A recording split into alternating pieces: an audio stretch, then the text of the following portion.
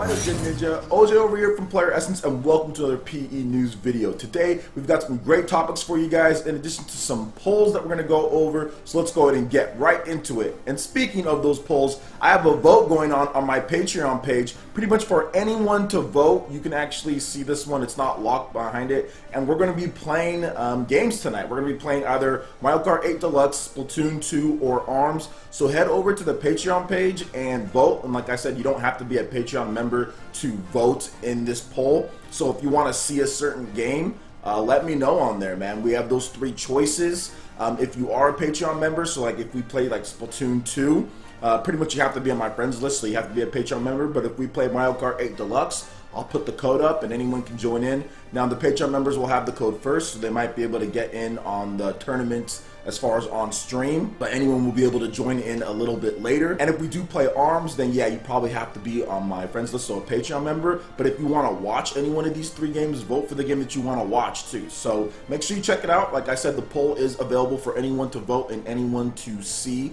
at this point. And I'll probably have the live stream around 5 p.m. PT. That is my time. I live in California, so East Coast, that is 8 p.m. ET. So make sure you check it out. I'll have posts and updates. Follow me on Twitter as well. I'll probably close down the voting like around 4 p.m. my time. So yeah, go there, vote for a game that you want to watch, vote for a game that you want to play. And if you do want to get in on the action, for example, Splatoon 2, so you can join in, just make sure you pledge any tier. It can be as low as $1. That can get you in there. Let me know, put your friend code on there, and I'll add you in right away. All right, and moving on to the next articles here. It seems like Cliff Bleszinski's LawBreakers isn't doing quite well on Steam because the launch numbers aren't so good. And this article is with VG247, so let's get into it here. So the launch numbers for LawBreakers on PC are a bit worrying. Having officially launched just 2 days ago, the game has seen an initial burst of players that's lower than both of its betas. Dropping players between a free beta and a paid launch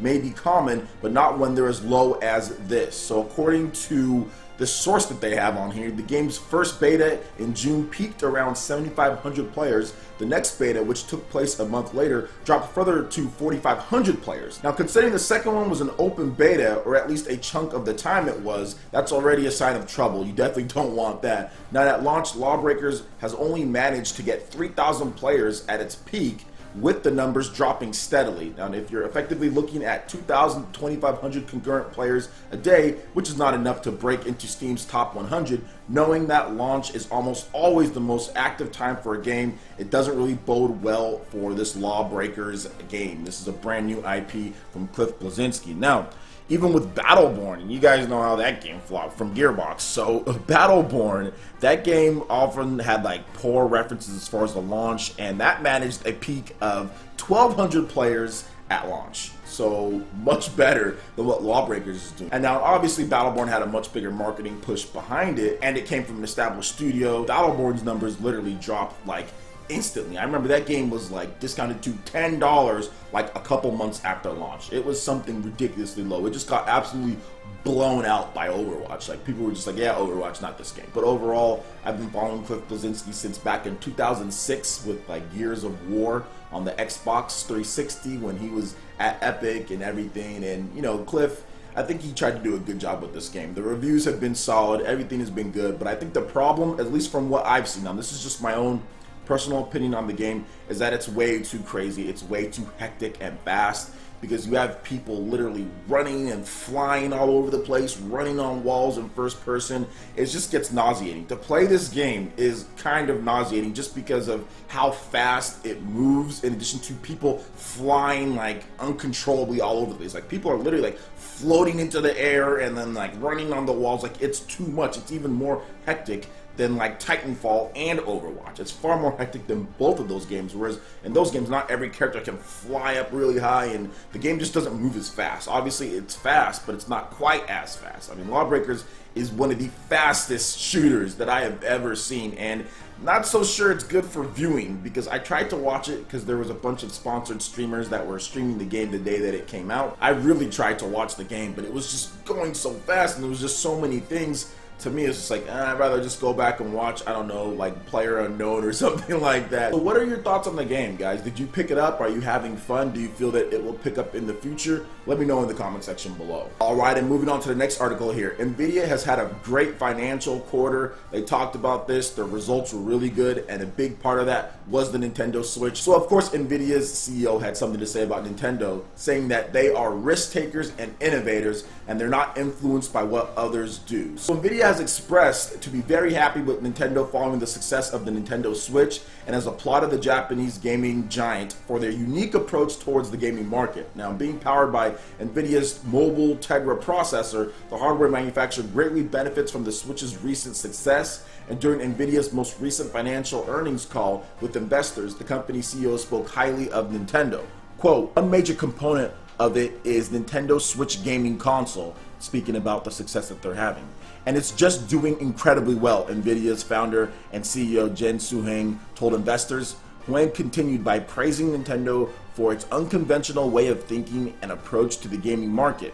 "I'm so happy for Nintendo because they're risk takers, they're innovators, they're not influenced by what other people do, and they're original thinkers. And I just love the way they invented the Nintendo Switch and the way that they've taken it to the market. I'm so happy for them, and it's doing really well." So this was an interesting article because Nvidia obviously has bigger numbers up, and it's just cool to see Nvidia talk about Nintendo this way. Obviously they're going to speak good about them because they're using the Nvidia chip, but really you can't fault what he's saying here, because this idea from Nintendo was such a risk. Heck, not everyone was on board with this, guys. Not all of Nintendo's fans. Heck, it almost caused a civil war that we had here in the Nintendo community. People saying one thing or another, you know, and people just saying, no, this is going to be sucky, this is going to not be good. I mean, it didn't help that people were making really crappy drawings of what the Nintendo Switch would be, or what they thought it was going to be, just like really horrible drawings that didn't look cool at all. That didn't help.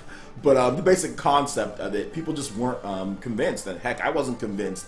But once you started seeing the games line up in addition to what they were doing, and the fact that you're going to be able to play all of your Nintendo games anywhere you want, pretty much the whole power thing, the whole stationary box thing completely went out the window, and people said, wow, this is the possibilities, this is the future for Nintendo. How many times, like, you look back, like how many times on the Wii U and the 3DS, you're like, man, I wish this 3DS game was on Wii U. And then even sometimes some people on 3DS saying, man, I wish this Wii U game was on 3DS because I want this game portably. No more splitting your fan base. If you like a 3DS, if you like a Wii U, buy this system. We have this for you because you're going to get your portability that you love, and you're going to get your home console power that you love. You're going to get that 3D Mario, you're going to get that 3D Zelda, you're going to get the big games like Fire Emblem, you're going to get everything that you would want. All the games that were split, like Fire Emblem, only on 3DS, not on the Wii U. Now you're going to get both of those on the same system. So once you started seeing the possibilities and the games and what they were doing, pretty much made a believer out of anyone. And I think that's the reason why they used that song,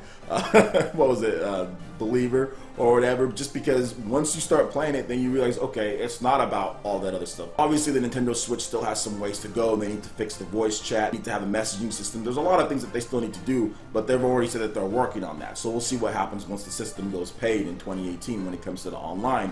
But in terms of just games, which is the most important thing, which is like 95%, as far as what's the most important thing for a system. The other 5% is like other stuff, but what's the most important thing is making sure that you have quality games, because you can have an amazing system that's super powerful, but if you don't have a good price, if you don't have good games, if you don't have a steady lineup, you're gonna fail. You're gonna fail, you're not gonna do well. I mean, we've seen it time and time before, Neo Geo, we've seen it with plenty of other systems. Heck, the N64, very powerful, but a bunch of other issues. So Nintendo got all the other things right when it comes to the Nintendo Switch that they didn't do with the Wii U, and even that they didn't do with the 3DS at the beginning of its life. So it's pretty cool to see Nintendo kind of doing well again, because the better that Nintendo does, the more money that comes into Nintendo, the more games, the better stuff that we get. So that's pretty much apparent. Wii U didn't do as well. Well, the games necessarily weren't quite as frequent. Nintendo Switch doing well, you see games being announced all the time. You see developers jumping on, and more will continue. We got Mario plus Rabbids Kingdom Battle coming up, and I'm super hyped for that game. Alright guys, that wraps it up for this video here. Go ahead and check out the links in the description below. We've got Facebook, we've got Twitter. Go ahead and give us a like and a follow on our social media. It really helps us spread the content of PlayerEssence across the interwebs in addition to YouTube. Also make sure you check out our Patreon page, pledge any tier, be entered in to win some awesome prizes each month. In addition to that, we have $10 prize eShop tournaments from Mario Kart 8 Deluxe, Splatoon 2, and more. So support PE Live and PE Arena right here on PlayerEssence. Also, make sure you hit that like button if you did like this video. Lets me know you guys want more content like this going forward in the future. And subscribe to PlayerEssence for the latest news, reviews, discussions, and more. Thank you so much for watching. I will catch you ninja for the next video. Peace.